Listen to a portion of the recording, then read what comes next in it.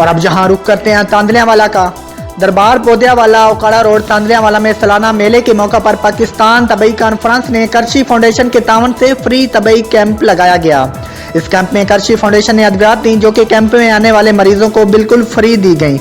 इस हवाले से मजीद तफसीलात जानते हैं तांदलियावाला से मोहम्मद रिजवान आजिद की इस रिपोर्ट में। जी बिल्कुल, तहसील तांदलियावाला के नवाह में दरबार बोदियावाला ओकाड़ा रोड तांदलियावाला में सालाना मेले के मौका पर पाकिस्तान तिब्बी कॉन्फ्रेंस ने करशी फाउंडेशन के तावन से फ्री तिब्बी कैंप लगाया। इस कैंप में करशी फाउंडेशन ने अद्वियात दी जो कि कैंप में आने वाले मरीजों को बिल्कुल मुफ्त तकसीम की गई। ये कैंप सुबह 10 बजे से रात 8 बजे तक जारी रहा। इस कैंप में 500 के करीब मरीजों को फ्री अद्वियात दी गई।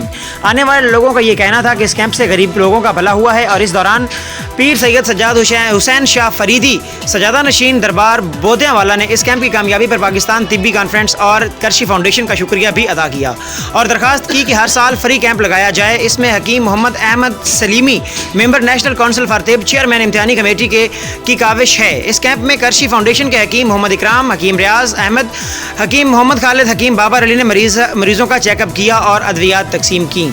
कैमरामैन टीम के साथ मोहम्मद रिजवान आजिज तांदलियावाला।